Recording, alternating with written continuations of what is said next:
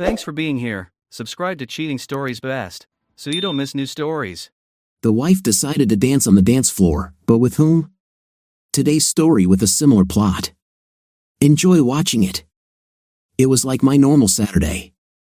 I was mowing a 2-acre property with a lawnmower for my dad's boss. Back then, it was an 8 to 10 hour job for which I was paid as much as $10. At 10 years old, I thought it was good money. This year was my third and last summer. Now I was getting my $10.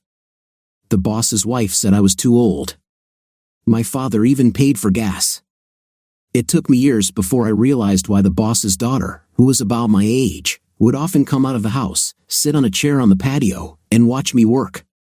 This seemed strange to me. If I needed to drink water, I would get it from the outside hose.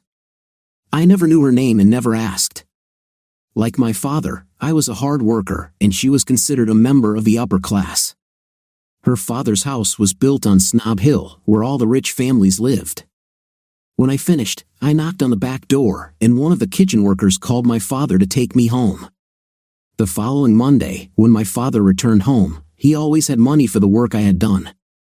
This Saturday, everything changed. I saw her walk into their pool and not get up.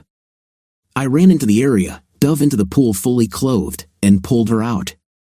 In her eyes, I was an evil animal. Although the girl tried to explain to her mother, she did not listen. She was lying. As a result, I was fired on the spot. I finished work that day and did not return. When I finished working in the yard, my clothes were drying in the sun. Keith McKibben's daughter watched me from the upper balcony for the rest of the day. I was afraid to face my father on the way home. I told my father what happened. He said he believed me.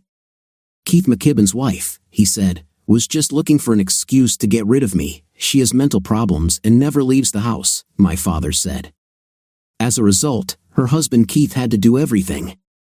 On Monday, when he came home from work, my father brought me a huge $50 bill.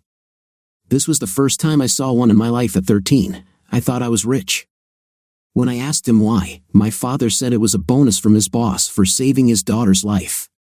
Remember, son, that what you say and do can be verified by someone else. In this situation, truth won. Keith McKibben noticed bruises on his daughter's body that she tried to hide. They started appearing about 6 months after her wedding to Evan McBride. Evan was a rough man born with a silver spoon because his family was rich. Evan was smart. He never hid her where clothes couldn't hide it. He himself accidentally discovered what was happening. Evan could never appreciate the value of honest work. His daughter Irene was just as stubborn and headstrong as he was and wouldn't even admit to him what was really going on. The simplest thing could have been the trigger that sent Evan over the edge. Everything he did went to the extreme. He thought he was taller and better than everyone else. This was noticeable in everything he did. Keith vowed to himself that he would get his daughter out of the nightmare she called marriage. He saw this as enslavement. The question that had been bothering him for weeks was how could he achieve this? He didn't know what she saw in him, but no matter how hard she tried to maintain a relationship she didn't deserve, she was old school. She made the bed and would stay there. Unfortunately, she learned this value from him because of his life path. She needed a white knight to push her thinking and change her perspective. He knew about one thing, but it was many years ago since they separated, not of their own free will but due to life circumstances. His ex-wife saw him as nothing more than a man without class and treated him as nothing more than a servant. He wondered how such a young boy could be so confident in doing the job he had been hired to do for so long. He was the only boy he had ever hired to cut the lawn who didn't have to accompany the lawnmower to trim the edges. It came to him in the darkness of the night. He woke up with knowledge staring right in front of him. The white knight was single from his daughter's childhood and worked in the capital according to his father. His father was a group leader at one of the factories he owned and one of the union leaders of the union. Over the years, he had worked his way up from being a floor sweeper to being a valuable employee. Everyone at the factory respected him. He would promote Bill Davis to manager and provide a 5-year paid membership at the Meadows Golf Club, which was in dire need of fresh blood to survive. Once a month, the club held a free dinner in honor of new members and their guests. It would be easy to suggest that Bill invite his son. It was a risky game but worth a try. I never saw Keith McKibben in his house. I only saw him a couple of times in my life. We both continued to live our lives. I worked in the state capitol as a junior accountant for a national firm, having graduated 3 years ago with a degree in corporate merger accounting. Like all newbies, I had to do the hard work behind the scenes. It was the last day of the week when my father unexpectedly called me. He wanted to know if I could come home and attend an event at the Meadows Golf Club. The exclusive club was intended only for members and their guests. In order to gain membership, one had to obtain board approval. For many years, my father dreamed of just seeing the building from the inside. Membership dues then amounted to about $2,000 a year. It was a lot of money for him. He could never imagine justifying the expense since raising his children came first. I knew it was important to him. I asked him how he got to this place. My dad said, "Keith McKibben just promoted me to manager, and that included an all-expenses-paid membership.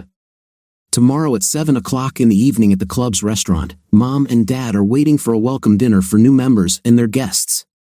After this, they're expected to attend a ballroom dance. Formal attire is required, so please attend." I was pleased to be asked, but I had other plans. This would be my first date in months. My father said, "Your mother and I want you to be our first guest." I gave up. I said that I would leave as soon as I collected my business suit and shoes from the apartment, saying that I would be home around midnight. I was proud of my father's success. His years of hard work and dedication were finally rewarded. I later learned that the years have not been kind to Keith McKibben. He was now confined to a wheelchair and divorced. His companion for the evening was an old friend, the sister of his brother's wife. When I first arrived with my parents, before I could even sit down, I saw him. Keith was a proud man and deserved to be treated as such. Out of respect for the man, I immediately walked up to Keith to shake his hand. His friend asked me how I knew him. I replied, "You never forget the person who gave you your first job." This seemed to bring great joy to his face. Keith and I had a great conversation about everything. I think I helped make the dinner a success for him. His companion, in a private conversation during the dance, said that she had not seen him in such a good mood for months. "I think it might be because of you." We were in a ballroom that was only used once a month. Like my father, I was delighted with everything. It was an honor to be allowed into such a majestic place. I danced several times with both Keith's friend and my mother. I was escorting my mother back to our table when an unknown lady entered the room fashionably late. It seemed to me that everyone in the room was looking at her the same way as I was. I asked, "Who is this lady who made the whole room freeze?" My mother said, "It's Keith's daughter Irene." I wondered where her husband was. She said very quietly, speaking so that no one could hear, she added, "I wonder when she will finally come to her senses and leave her worthless husband. Sounds like you're saying he's in trouble." I whispered, "Rumors say that he likes to use his fists on her when he drinks too much, which happens quite often." Just hearing that made me want to beat him up because no woman ever deserved that. Irene was already at our table when we returned. I never would have imagined that the skinny kid I knew when we were little would turn out to look so good. I couldn't help but notice how her face lit up by sunlight. She was the kind of woman who could hold your attention for the rest of the night, making you wonder where the hours went when you said goodbye. Her father's companion went to introduce me. Irene interrupted, telling Jamie that you will never forget the person who saved your life. I would recognize Thomas anywhere. Irene stood up and walked around the table towards me, so I stood up out of politeness. I was a little taller than her and wanted to take in as much of her as possible. To me, she was so beautiful. Taking my hand, she said, "You were going to ask me to dance, weren't you, Mr. Thomas Richard Davis?" I smiled and replied, "Of course," asking myself how I got so lucky. I took her to the dance floor. I got the impression that many jealous men were watching us. It was a good two-step, so it was easy for me to maintain a respectful distance. As soon as it was over, I wanted to go back because I felt outdone, but she said one more thing. Then she suddenly leaned over and kissed me tenderly on the cheek. "I still have to thank you for what you did back then," Irene said. "I've thought about you often over the years, Tom. I just happened to be there at the right time, that's all," I replied as the music started playing. Irene entered, pressing her hot, right body against mine. I couldn't help it as we danced a slow waltz and I felt myself getting aroused. The smell emanating from her sensual body sent me signals. Like any normal person, I could not resist. In heels, Irene stood just over 5 feet 8 inches, had long shoulder-length blonde hair, and a body built more for comfort than speed. I've never been attracted to women made of skin and bones. I like them just like my mom, with a little meat. Her perky, full breasts stood out, and the dress she was wearing allowed the fullness of her cleavage to be seen. She was a plump, healthy woman with all the curves in the right places, and it showed. Her blue eyes, as she looked at you, seemed to invite you in. I didn't try, but I knew she could feel it pressing against her. She smiled back and whispered in my ear as we danced, "Thank you for making me feel like a desirable woman again." She loved it when I blushed and giggled about it for the rest of the night. When we returned to our table, I felt that something had changed, but I didn't know what. I guess I thought she was just being polite. Keith's face lit up. My father would later say that he had not seen Keith so happy for many years.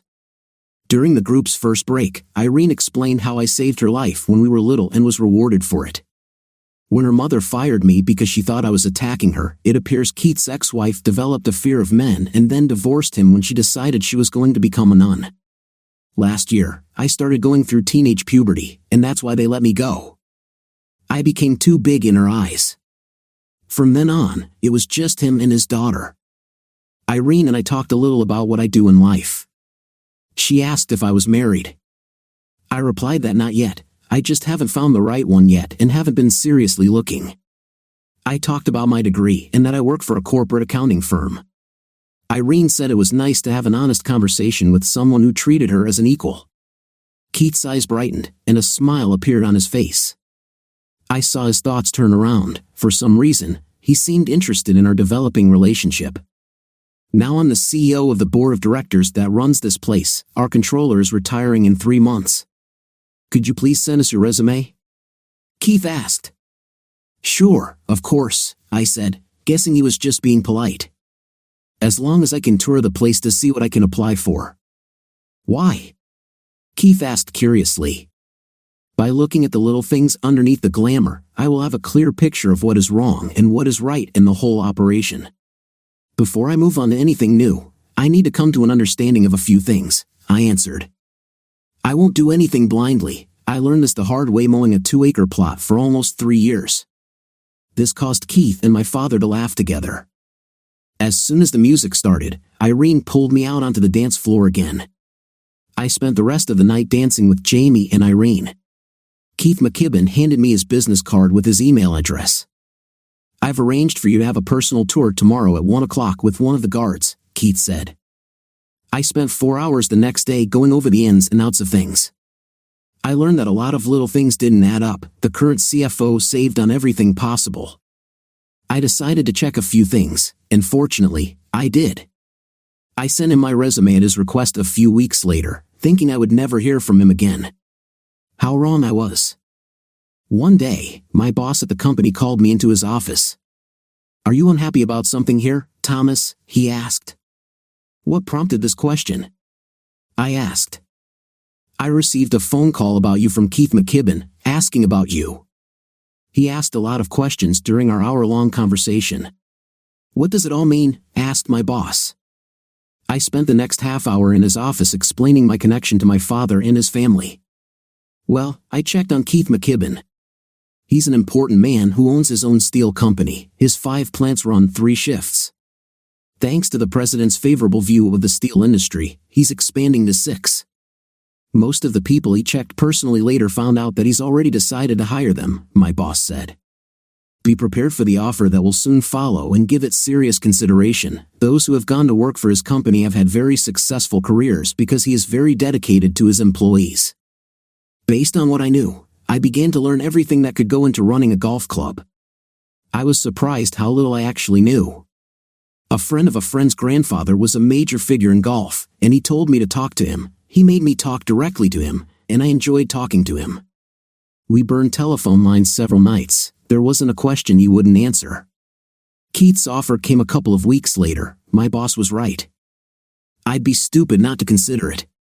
This offer was more than double my current salary. The board wanted me to be the new CFO at Meadows Golf Club. It was an offer I couldn't refuse. I notified the landlord. I told my boss, after he read the offer, that if they could offer me the same, I would stay.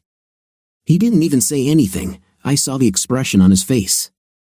After 15 years at this company, I don't even make that much. This offer will put you on the same salary as my boss at this company, my boss said. Take the offer and run. Use the signing bonus he offers you to put a down payment on a house. 2 weeks later, on a Friday evening, I quietly entered my parents' house using the same key I'd had since I was a teenager. Things from my apartment were donated to charity. I didn't have much because most of what I earned was spent on paying off my student loans. I have lived as frugally as possible for the past 3 years.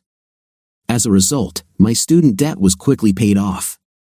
The rest, which wasn't much except the clothes, was in my used car. On Monday, I will start my new career. Not wanting to disturb my parents, I went to sleep on the living room couch. In the morning, my parents were surprised to see me and insisted that we go to the club for dinner and then to the bar for a couple of cocktails. After dinner, I apologized around 1, explaining that I had a meeting. It was a long, tense 3-hour conversation with the bank that financed the club, which ended with me signing my signing bonus as collateral. My parents didn't know why I came home, they were just happy that I was here. We headed to the Meadows Golf Club restaurant complex for dinner. As we passed through security, the same guard who gave me the tour recognized me. I was given a temporary club employee ID, which I immediately put in my wallet. The security officer informed me that there would be no bartender in the club tonight. The general manager was informed and was considering closing the bar. I told him to call him and let him know that no, we won't be closing. I explained that my bartending license got me through university for 4 years. I turned to the guard, asking him to show me the way so that we could prepare everything. One of the 2 guards took me behind the bar where, together, we found everything we needed. I quickly looked around and asked one of the employees how they kept current accounts. Even this system was old and needed a major update. Everything was as bad as I expected. There would be a 3-piece band performing that night, and the dance floor was the perfect size for the number of seats. I introduced myself to the wait staff as the replacement bartender for the night. I took off my jacket, rolled up my sleeves, but left on my vest and tie. I served those at the bar and kept the waitresses busy with the speed with which they received their orders. For some reason, the staff told me that the place was unusually crowded this evening. Personally, I thought it was slow. I was busy serving customers at the bar when I heard loud swearing and shouting from the dance floor. This forced the group to stop playing. I walked out from behind the bar and ran onto the dance floor just as a huge man was about to punch a woman in the face. He held her tightly, swearing, raising his hand. I grabbed his arm forcefully, forcing him to turn towards me. It happened so quickly that I didn't have time to see who the woman was. A face full of anger and rage stood before me. I was preparing for what would happen next. If push comes to shove, he will usually react without thinking. I've faced a lot of problems because it was impossible to know what this person would do. I'm sorry, sir, I can't allow this type of behavior in this establishment. What you are about to do could land us in a lawsuit. You should leave and come back when you can control your anger issues, I said. Who are you? He said in anger. What gives you the right as an employee to tell me anything? He made a mistake by rushing towards me, swearing that he will destroy me all for interfering. Security arrived just in time to see me duck under his raised arm as he threw a punch. I then responded, using all the strength in my body. I hit him as hard and fast as possible right in the stomach. When he automatically bent over in pain, I threw several heavy blows at his face, aiming for his nose. Like all bullies, he was a coward when it came to confronting a real man. He gave up without further attempts. What to do with him, boss? One of the security guards asked as he approached the dance floor. Put him in handcuffs. If we videotape this, detain him, call the police, and give them a copy of the video. They will look into it and charge him with whatever charges they think they can prove. Let them know I'm willing to testify. Maybe a detention cell is just what he needs to calm down.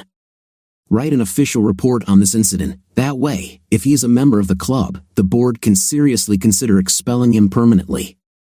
We don't want people like him ruining the reputation of our establishment, I said. I walked up to the stage and, using one of the orchestra's microphones, said, Dear members and guests, we apologize for what happened. We will try to improve our membership selection process in the future." I returned to my seat at the bar without paying any further attention to me. He was just an idiot who drank too much. I have seen many such losers in my short life. About half an hour later, Irene sat down at the bar with her father's friend Jamie. With a smile, I asked the ladies what they would like to drink. Both said, "Surprise us," and so I did, making them a drink that I called Thomas Light Tea. It was a drink in a tall glass containing double white rum, double flavored vodka, crushed ice, and ginger ale, shaken but not stirred. Both ladies tried it and asked what it was called. I explained what it consisted of and what I called it. "What made you come up with such a mixture?" asked Irene. "I found it helped me get girls' attention during my college years," I replied with a smile. "So, you seduced a lot of girls?" Irene asked. I blushed and said, "Gentlemen, don't talk about this." Irene noticed that she seemed to be able to make me blush without much effort and asked, "Are you in love with me?" I didn't answer her question. She laughed because apparently my face expressed everything. "Thomas, what do you think about that man who tried to hit that woman?" Jamie asked, trying to change the subject. "He should be thrown out. If he's married, because if he can do this in public, it's much worse for his wife at home. No woman deserves this kind of treatment from anyone. He's not a man, he's just a coward trying to prove himself wrong." "You impressed my father very much with your intervention this evening," Irene said quietly. "You always end up in the right place at the right time." I didn't have time to respond because I had other orders to fulfill. The next time I looked, they were gone. When the bar closed at 2 o'clock, we started cleaning. I thanked the staff for trusting me enough to work with me. One of them asked, "Why did the guard call you boss?" I laughed and took out my temporary ID to show them. Everyone was impressed, I said. "I will officially start work only on Monday." I was just doing what I will always do, put the interests of the club first. I had to call a taxi to get home. While I was waiting for the taxi, the security guard said that I had made a great impression by taking a job that was below my status. Most people in your position wouldn't do this. If you were looking for respect from the staff, you more than earned it. Those who worked with you tonight now consider you part of the team and will always support you. You saved these students from losing their daily wages. Sunday morning brunch turned out to be interesting. My parents wanted to know how I learned to be such a good bartender and how I ended up behind the bar. They recognized there were a few things that we didn't know. For example, I worked as a bartender in a bar where gay men hang out to help pay for my studies. This raised questions about my intimate orientation. I said, "Relax, Mom. I don't like men." The bar owner only hired straight men because he had lost a lot of money over the years due to his employees getting emotionally attached to their customers. That's when I told them that I was home until I found a place to live because I found a new job. "You quit your job at the accounting firm?" asked my mother. "I start a new job on Monday," I replied. "I will be the new CFO of the Meadows Golf Club." When security pulled me aside, it was to give me a temporary pass. The general manager had been notified and was about to close the lounge due to the lack of a professional bartender, so I stepped in. The expression on their faces spoke for itself. They were very proud. Dad said my actions last night spoke volumes to everyone. Then I found out that the man I stopped from trying to hit his wife was Irene's husband. I asked my mother about their story. Both were from wealthy families, she explained. She was as easygoing, honest, and straightforward as her father. He considered himself better and smarter than everyone else. This was reflected in his behavior. They were married for just over 2 years. He had never worked a day in his life and lived off a family trust, serving on 2 boards of directors. Rumors of bullying began about 6 months after the wedding. No one had ever seen him do it or try to do it until last night, my mother said. My intervention prevented everyone from seeing a man beating a woman. Keith was very proud that you protected his daughter without even knowing who she was. After his public appearance, Irene decided to leave Evan and stay with her father until she divorced. Keith couldn't believe it. He'd been trying to convince her to do it for months. He felt like a big weight had been lifted from his shoulders. "Irene, why did you decide to do this now?" Keith asked. Irene said that Thomas's behavior made her see how worthless Evan really is. At some point, she began to think that everything was her fault. Was that announcement from Irene before or after Jamie and her arrived at the bar? I asked. Afterward, because everyone was absolutely shocked when you told security to hold him for the police and provide any video we might have, she explained. Keith said proudly, "You sent a message to everyone who was there that it doesn't matter who you are or how much you're worth, protecting the club's reputation comes first." I thought Mom was done, but she added, Irene needed something to believe in before she could let go and move on. I don't know how, but she found what she needed last night. I then told both of us about our short conversation at the bar when Jamie and her came in for more drinks. Be gentle with her because it will take her a long time to regain her self-esteem, Mom said in her mind. You've always been her white knight. Later, my mother helped me move my things into my old room, which fortunately had been updated. You can stay here as long as you want, Mom said. We won't even charge you rent. Mom, do you understand how much ridicule I will endure at my age from my friends when they find out that I moved back home? I said, laughing. I would never go through with that. Plus, it would kill any dating chances I had. Most girls looking for a husband wouldn't want to date a man who lives at home with his mom. I thought I had successfully defended my point of view, but she returned, Ed, Irene would like to. Jamie heard her say many times last night that no man compares to Thomas. I think she put you on a pedestal because, in her opinion, this is the second time you saved her. I started work early on my first day because I wanted to learn the inside of the operation before it opened to understand what I was working with. I needed to know each department like the back of my hand. Management for me meant knowing every little detail about how our money was spent and why, as my father used to say, watch the little things because they add up. I was looking at electric golf carts and noticed the brand of batteries we used in them. They were the cheapest on the market.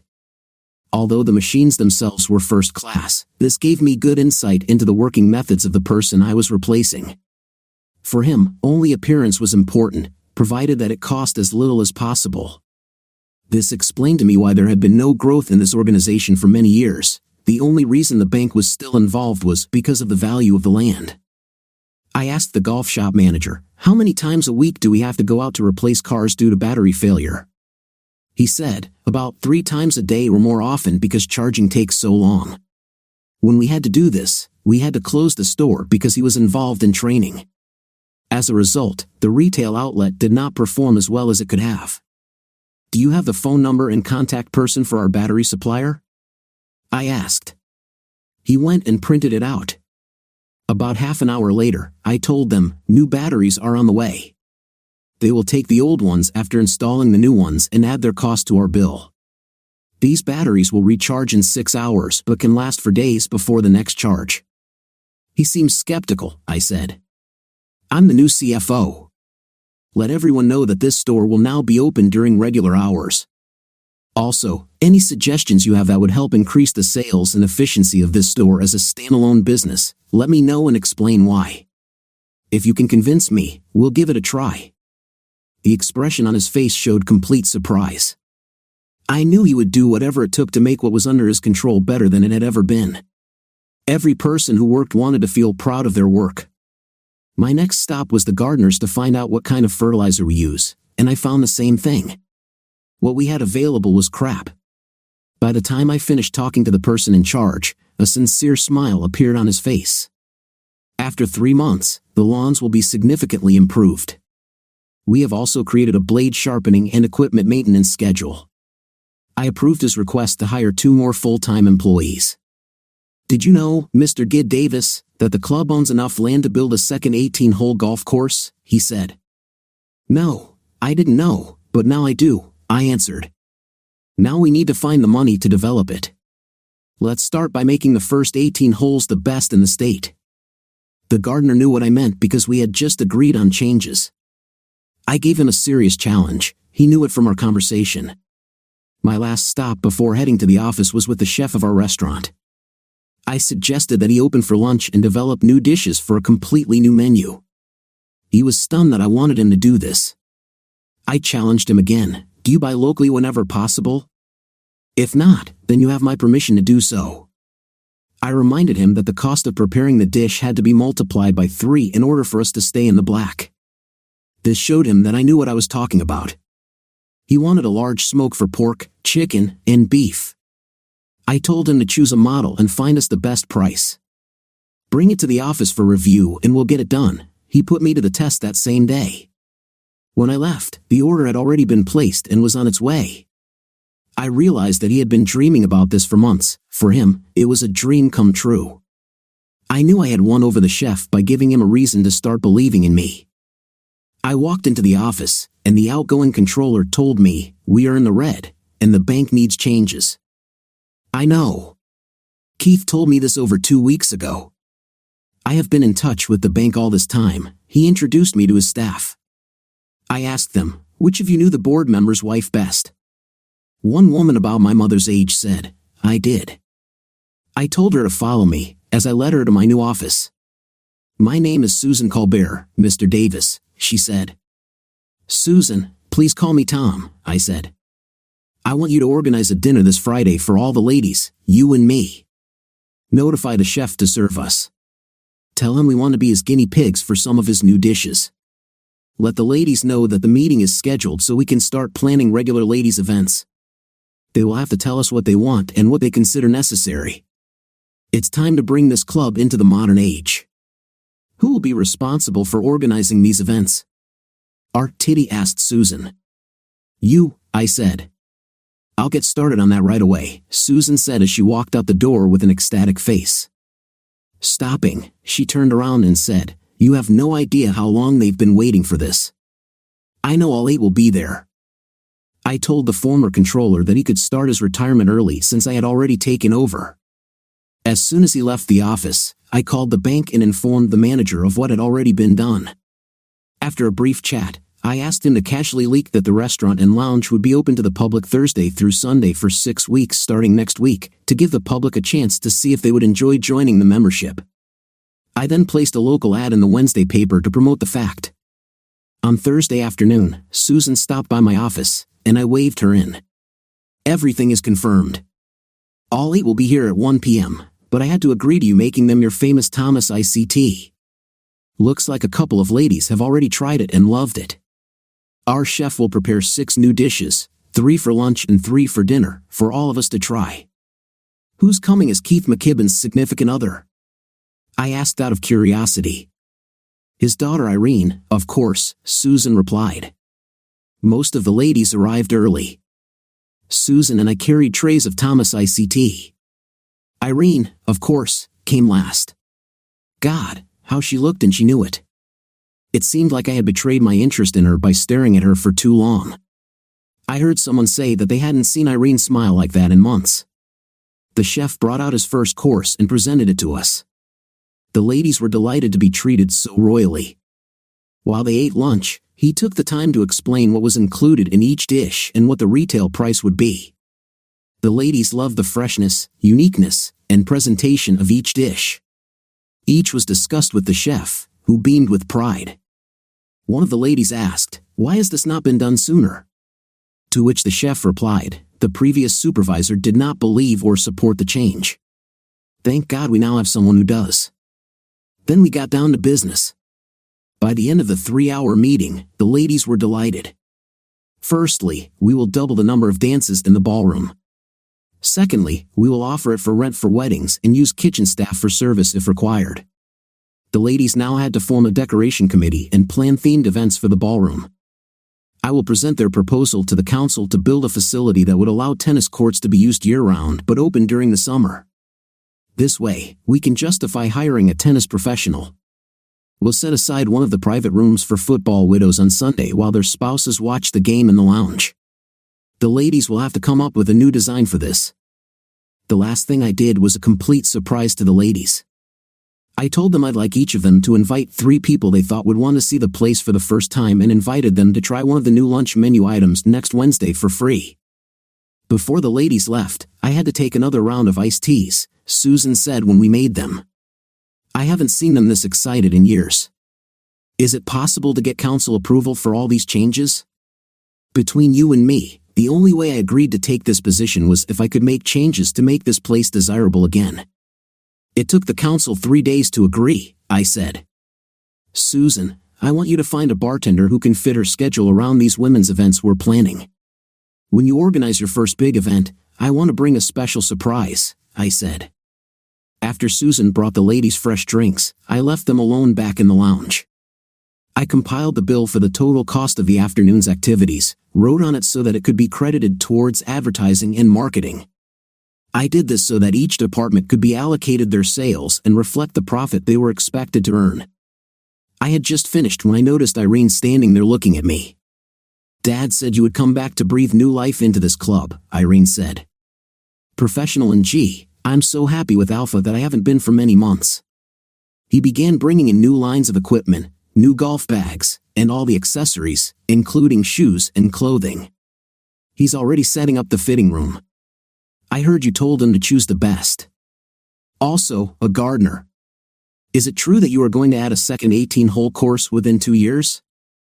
It's up to him, I said. First, he has to make the first 18 holes the best in the state. His problem is not in knowledge but in what materials the previous controller allowed him to use. It seems past management didn't believe you had to spend money to make money. With cheap materials, you end up spending 4 times as much and getting less or no benefit at all. Trying to save every penny was actually dragging the club into a vortex of slow death. This is why the number of club members was declining. My job is to turn this around before we lose it. What else is in your plans? Asked Irene. I need to double our membership within the next year. To do this, I will have to make and bring in a lot of changes, I said. For example, a small park behind a building that no one uses will be turned into an 18-hole miniature golf course. I hope that club members with children will use it and then come to the restaurant. Once this is done, the restaurant will be open 7 days a week. My husband was awarded this week. The council sent him a formal letter revoking his membership. Thanks to you, the police arrested him. I used that to get a restraining order against him, Irene said. Tom, you've done it again. Let me thank you by taking you to dinner somewhere other than this. Sorry, I can't. You're still married, I said. When you are free, then we'll talk. I'm too new in this position to allow gossip to spread, especially with a member of the club. I need to establish myself first. Good rescue, Irene said sadly. Even when we were young, you were in control. This made you stand out even then from everyone I knew. Even the kitchen staff said that you are one of those who will go far. I walked up to her without saying a word, knowing that we were completely alone. I hugged her before she could say anything. I lowered my head to hers and pressed my lips to hers, giving her a deep and long French kiss. As I released her, looking into her eyes, I said, "It's just too soon for both of us." Then I left. Jamie found Irene sitting alone and crying. "What's wrong, honey?" I spoke to Thomas privately for a few minutes, and he said it was too early for both of us, Irene said. "What's bad about it?" "He was just honest and truthful," Jamie said. "I know, Jamie. He doesn't want gossip going around, and I agree," Irene said tearfully. "The problem is the way he kissed me. When he finished, I knew exactly how he felt about me." "So bad, huh?" Jamie said. "No wonder you're crying, my poor thing." "No, this is good." With this kiss, he declared his intentions to me. It was his way of telling me that I was his, Irene said with a big smile as tears streamed down her cheeks. It reminded me of all the dreams and desires I had for him when he was mowing my dad's lawn. Jamie wondered if Irene was wrong in her conclusions because she was still so fragile. Keith McKibben would dance for joy if he could. He never would have believed that everything would turn out so well. Bill Davis has done wonders in his new position. His knowledge of how things worked was amazing. In the 7 months he's been here, he's improved productivity and reduced overall costs in ways no one thought possible. This led to his next promotion, but he deserved this promotion himself. Keith learned a valuable lesson. He never would have thought that trying to save his daughter would give him so much. Bill's son, Thomas, turned out to be the best decision the club's board ever made. His daughter Irene was happier than she had been in years. She agreed to seek help to cope with what she had experienced. He finally got what he wanted, his daughter freed from Evan McBride. Evan looked like his first wife. Both were selfish and thought only of themselves. They seemed to care, but over time, they proved otherwise. This forced him to devote more time to work than to his daughter. Irene paid the price for this when she left them. He tried to be a better father to her. He was proud of how she had grown. Her white knight unknowingly brought them both back to life. It's been 4 months since I was hired. I just returned from a meeting with a very satisfied bank manager. I used my signing bonus as collateral to convince the bank to agree to my terms. They just returned it to me after further tense negotiations. That's because Meadow Golf Club just contributed a serious amount of money toward its overall debt. Our membership has increased by 20% in the last 4 months. I used this annual fee of $3,000 to pay off our bank loan. For the first time in 5 years, the club has effectively cut its debt in half. Now, you have to book your golf tee times several days in advance. The lawns improved so quickly that they were publicly called the best in the area. Sales at the golf shop increased 25% due to car rentals and new product lines. It was becoming successful, but there were still changes to come. We transformed the golf club from an operation that was barely breaking even to one that was now generating a very healthy monthly profit. The local newspaper reviewed the restaurant's lunch and dinner menus, calling our new dishes a success. Our lounge and restaurant were now permanently open to the public from Thursday to Sunday.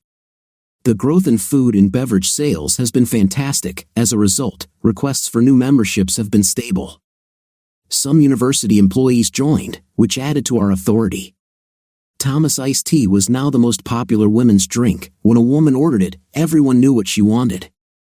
A new roof had to be installed over the tennis court for the winter, so we began our search for a tennis professional.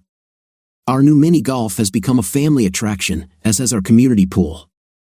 As a result, new members were happy to bring their children for the day and then return for dinner and dancing later. We now had a fitness instructor for hire. The pool, small gym, and tennis court were used a lot by her. In a short time, the club members fell in love with her. The elderly enjoyed using the pool for exercise. From the moment we opened until we closed, there were always people around. For me, it meant money. The ballroom was booked for the first time for a wedding evening with dinner and dancing afterwards. The chef was delighted with this, and so was I. This opened up a new source of income for us. This Sunday, while the men watched the game on the big screens in the lounge, the ladies held their first big event. Susan Colbert was shocked when I told her to include today's Chippendale-style modern dancing. I arrived just as the event was ending to see how it went. I ordered an old-fashioned cocktail from the waitress while I was sitting at the bar. When she brought it to me, she said the bartender had to look it up in our new computer system. Keith saw me sitting alone and rolled over to me. "Thomas, you never told me how you convinced the bank to agree to your plans," Keith said. "I learned today from the branch manager that you used your signing bonus as collateral when I informed him that we accepted his membership request. You took a risk, and I'm proud of it because it's something I've done many times myself.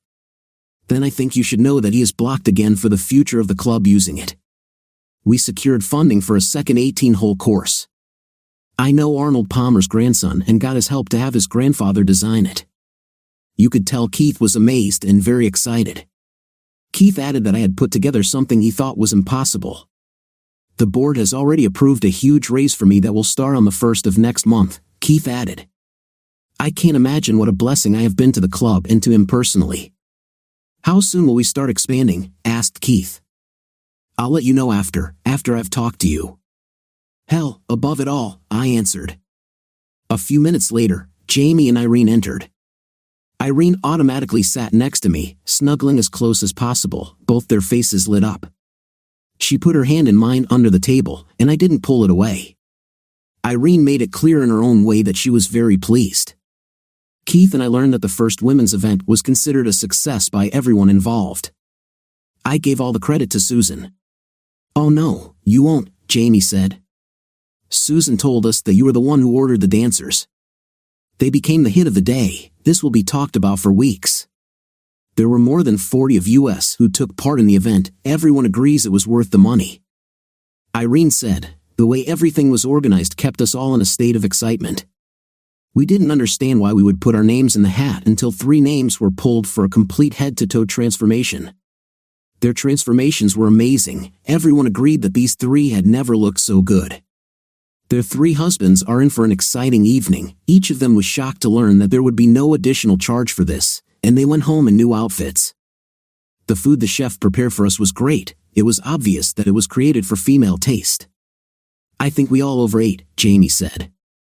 "Since you came in and started making changes, it's become a trendy place again." "He's not finished yet. Thanks to him, the club has now secured funding for a second 18-hole course," Keith added. "Our new membership inquiries are very busy. This is the first time in many years that we have seen this kind of activity." "Well," Dad said, "Irene, I'm sorry to interrupt this, but I'm taking Thomas to a private dinner that's long overdue, and I won't take no for an answer this time. This is the last chance before he gets out of prison, and I'm going to take it. Our divorce is getting very messy." We went to a restaurant in the city center. I asked her what prompted her to do this. "I had to do something," she said. "Many women have discussed introducing you to some of their daughters or relatives. It seems like most people think you're a good candidate to be their husband and that you will achieve success in life. I'm not dateable. I still live with my mom," I laughed. "I know," she told a lot of ladies about it and added that you used to work at a fancy bar. Irene laughed.